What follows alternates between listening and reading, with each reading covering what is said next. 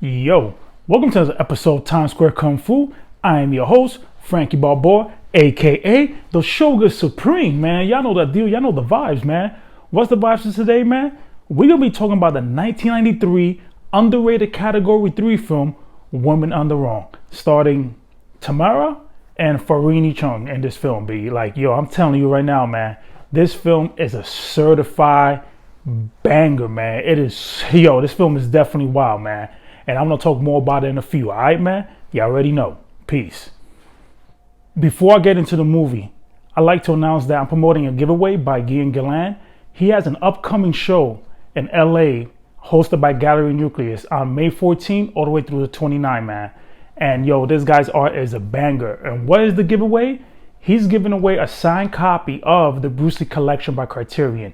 He did the cover and he knocked it out of the park, man. The man is no joke, man. Hopefully we get to see him do more DVD or Blu-ray covers in the future because we need more of his art out there, you know? The man did stuff for Marvel, private properties out there for so many clienteles, man. Like, dude is no joke and he's nice, man. Seriously, man. You know, check him out. I put some links on some of his interviews and videos and also the link to my Twitter account for the giveaway, man. All you have to do is retweet and follow him to be part of the giveaway, and it ends on Monday. So you already know, man. I'm gonna put that in my description. And now on with the show. Peace. So yeah, man, Woman on the Run. This was pretty like out there for Korean. You know what I mean? Like, it's a Category 3 film, and when people think of Category 3 films, are the one that knows about that rating and genre out there in Hong Kong. It's basically the highest rating you get in the film, man. Like, you know, horror films, ultra-violent films, and all that. And when Category 3 comes to mind, to a lot of fans, they think of Erotic Ghost Story, Naked Killer, Ebola Syndrome, Dr. Lamb, you know, films like that. So this one rarely comes up in the conversation. So that's why I'm doing the video about this film. So what is this film about, man? Yo, let me give you guys a disclaimer.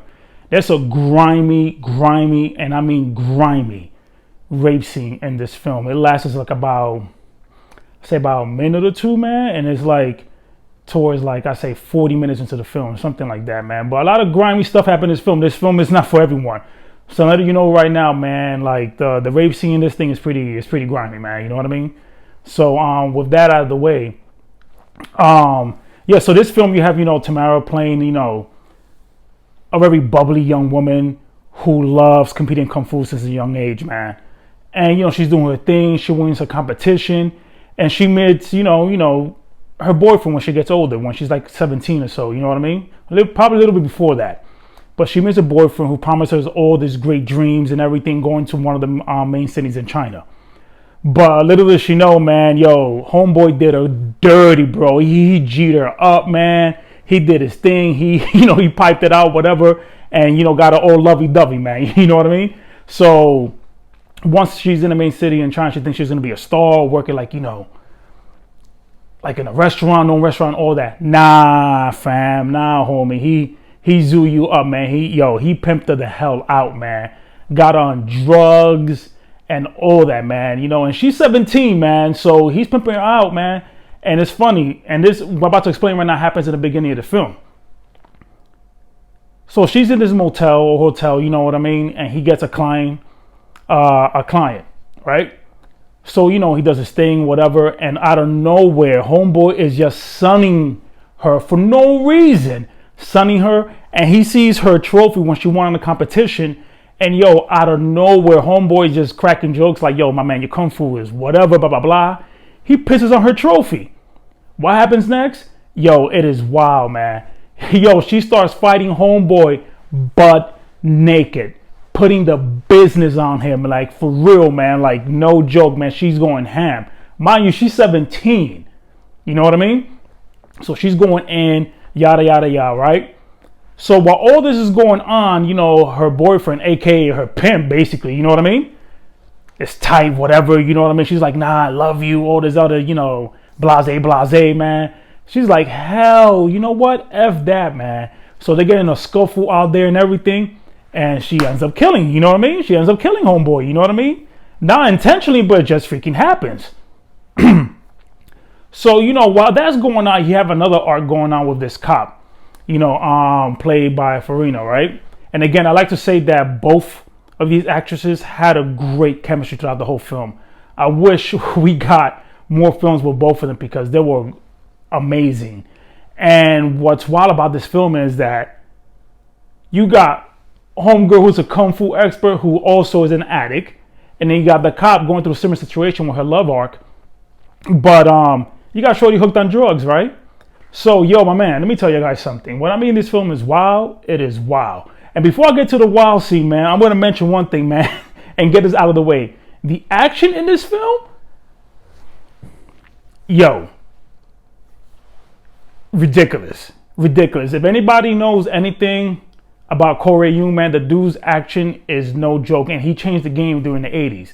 Like I mentioned in my intro, man, the stuff he did with Michelle Yeoh and Cynthia Rothrock, man, changed the game. And I'm telling you right now, if you post that clip on Twitter, Instagram, YouTube, or wherever, those scenes for Yes Madden, or even the stuff he did for Righting Wrongs, always goes viral, man. Like, seriously, these scenes are no joke because they were very grounded. It wasn't very static, what you saw back in the day. And I mentioned that in my Prodigal Son video, my first video.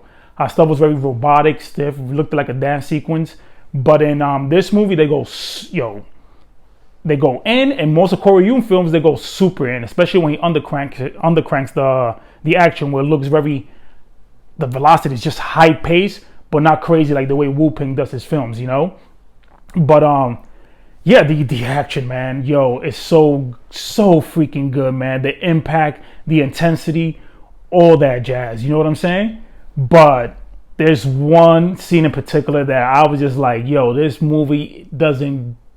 He didn't care, man. He said, I'm going all in. It's category 3. Why not? There's a scene, man, where you got my kung fu, expert, homegirl said like, yo, I can't get busy unless I hit that pipe, yo. And her homegirl is going like, are you serious? She's like, yo, I'm feeling sick. I need that hit. And when she gets that hit, yo, it's over. It's over. Forget Goku going Final Instinct, man. Yo, this shorty goes in, B. She's like, nah, F that, man. Y'all thought Drunken Master was a dope style? Nah, man. Crack fool, whatever I want to call it, man. Whatever you guys want to call it. Yo, once she hits that Zaza, man. Yo, that crack, whatever it is, man. She's busting it, man. For real, man. And you see some wild scenes in this film, man. Even towards the middle. Like, yo, like, it's just an amazing looking film on top of that, man. Like, it has that look that was very common during the 90s. Like I mentioned, the day for night scenes where you see the blue tint, the hues, all that, man. It just looks marvelous, man. Like, seriously, man. And the final scene, man, looks like something out of Elden Ring, man. Like, shorty put the summon symbol down, man. Yo, I need help to bust ass, man. Like, seriously, man. But, yeah, this definitely is a fun film. I highly recommended it to a lot of people that are into the action films and category 3 films. But like I mentioned before, man, like, there's a very intense rape scene here. I know some people are very sensitive to scenes like that. Like, I showed it to a few friends of mine, and they were like, whoa, I'm not feeling this rape scene. And it's understandable, man. You know what I mean? But hopefully we get a Blu-ray of this film, because it's an interesting film in the Criterion catalog. Like, seriously, man, like, he's known for doing so many films, and him venturing into category 3, it is it was very surprising to me when I first saw this film. I believe I saw it in 2008, 2009, because right now the only way we'll get this, you can watch this film, is through it's a DVD that Tyson brought over to the States. But yeah, man, with that said, man, I'm gonna hit you guys with my final thoughts. Peace. So yeah, man, I didn't want to mention too much of the film, just the beginning, to give you guys an idea. But hopefully, with a lot of these films coming out, and again, these labels like 88 Films, Eureka, Arrow, Vinegar Syndrome, they're gonna make all of us go broke.